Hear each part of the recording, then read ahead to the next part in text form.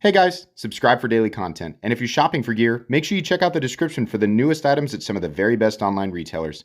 There's also links for some of the items that I personally recommend. Thanks! What's going on YouTube? Metal Complex here, and today I've got a really exciting and short unboxing video to share with you guys. Both of these were sent to me by Jared Neeves of Neeves Knives. Presumably, it's not a word that I use very much. I was questioning my pronunciation of it. These are his new knife designs. Two other ones. I didn't even realize how many he had designed. The previous one that he had sent me, which was the misdemeanor, was really, really cool. I've yet to review that. I'm not sure if I'll do that one specifically because I think there are changes to it, but really cool. So I'm looking forward to seeing what these are. I doubt they're available yet. Any information that I can find, I will link in the description. It might actually just be to his Instagram, depending on when they're going to be available or if they even are. So just look in the description for links. Thanks so much to Jared for sending these in. Thanks to my patrons for supporting me. Please make sure to follow me on Instagram at metal_complex and on TikTok at the_metal_complex. There. Can you see it? You want to go? Okay. So we got two here. The first one, okay, all right. So on-screen information, the name of this, right, and the OEM, because I'm obviously going to have to look that up after the fact. Can you get in there? Yeah, okay. So we have the Neeves Knives logo right there. Slight recurve, interesting choice. Compound Tanto recurve, super thin. That's what I was mainly looking at there. So this has a front flipper slash... Oh, definitely a top flipper. Hold on now. No, I had it slightly up. That's why. I must have had it like this. I was like, wow, that's really easy to deploy. Okay, love the contouring. This is definitely meant as a thumb front flipper, but it works really well because he's got the jimping curved all the way over, and actually that jimping runs all the way down to this harpoon notch right here. This is probably. By the way, this, oh wait, what's this? Oh, it's just a mark or something. But I'm guessing this is a prototype, and I'm also not sure about the steel. Here's the steel, or what it's supposed to be, right? We have a little bit of jimping on this blue anodized backspacer. This is kind of a cool milled clip. It's a deep carry milled clip. So you get that nested into the frame, and then you have that screw, which goes, the screw itself is almost completely recessed. I don't think that will cause a problem for anybody. And then you have that nice bill there, a little bit of curvature. Kind of reminds me of the Koenig Arias clip, kind of, just with that little notch right there. And then we have the lock bar relief on the inside. People have different feelings about this. For some people, that lock bar cutout is a real eyesore. And it sort of makes the symmetry of the, obviously you have the seam there cut for the frame lock itself, but some people really don't like looking at that relief cut, and I think Jared's one of those people. For me, I don't really care, but it's neat that he put it on the inside. So lock bar tension feels good, plenty of access if you get to the bottom of that. Not so much up here, but it's fine. I can still do it, right? So yeah, great, and the ergonomics are nice too. Let's see what the other one is. I think he said one was with Wii. Oh boy, wow, that's a really, oh wow.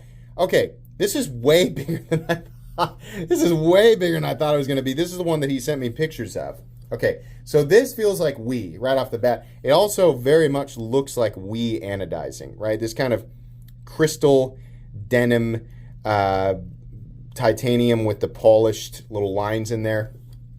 Very, very easy. Oh my gosh.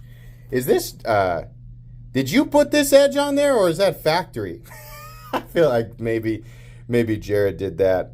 What do we have for the steel? CPM 20CV. This is obviously a prototype. The name of this one will be up. Yeah, well, you can see it's Wii right there. But the name of this one will be up on screen right now as well. Incredibly smooth. Incredibly smooth. And also, while he did a super prominent flat, right? What we have down here, I think is actually, it is. I believe that, Jared, you can correct me, but that looks to be like a hollow grind. What is going on with I think it's just a trick of the eye. This is a prototype, so I'm not going to judge anything too hard. And WE has clearly done a good job just manufacturing a little prototype here. But this is the biggest takeaway for me is the fact that this is substantially larger than I thought it was going to be. The positioning for this hole is super great in terms of manipulation. The biggest problem with a lot of designs that utilize this, which is, I mean, let's be honest, it's like every other design that is coming out. And the reason is because it works really well, right? But so many companies really screw up the positioning of these, these holes. They make them too thin, or they tuck them halfway under the frame. And it's like, well, how did this get past prototype phase? Like someone was like, yeah, it's kind of hard to, okay, yeah, whatever, move it along. Jared obviously is like me in that this needs to be perfectly accessible. Or if you do something like this, part of it needs to be perfectly accessible, which it is, right? You can see how he's done that right down here. He's made that super easy to access. But this right here, if you're wearing gloves or something, I mean, this is positioned optimally for being able to do the reverse link. In fact, he's got it intentionally lower down the frame. A lot of times you see it up here, right? Spyderco, for example, you see that a little bit higher for the same, almost exactly the same height of handle, right? So the access here is fantastic, and it's a little bit larger, more oval shaped. So just the standard wheel out is really easy. Your fancy spider drop, obviously. That had to have been his intention. He also, again, put the relief cut on the inside, and we have a nice carved out area right here for access to the frame lock itself. Yeah, really cool. Very much a Jared knife, and this is probably that's crazy thin on this. I bet both of them are. But this one here is 95 thousandths. Yeah, we're on the flat. Wow. Very, very thin. And then this guy here is 113 and a half thousandths. That's not how you say that. I'm going to leave that in there. I'm not going to edit that out. But yeah, definitely both thin. I love that they're both contoured. Incredibly comfortable. This one especially is just stupidly comfortable. I wonder, real quick, get a measurement on ETH. ETH is not a word. Each is what I tried to say. This guy down here, 8.35, almost, well, it is exactly the same overall length as the Spyderco PM2. And then your overall blade length, 3.75. Cutting edge is 3.5.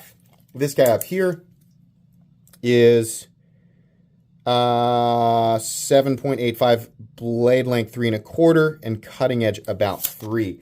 What's interesting is this is almost like a alternate universe PM2, where you still have the choke up position and the general curvature of the scales. You have the same exact overall length, but much more cutting edge. You still have this position here, and you can move into a choked up position. But it's obviously a totally different knife than the PM2, but I wonder if Jared looked at the PM2 and thought, here's a whole bunch of lines that I would change. And I mean, I get that. I think that's really cool.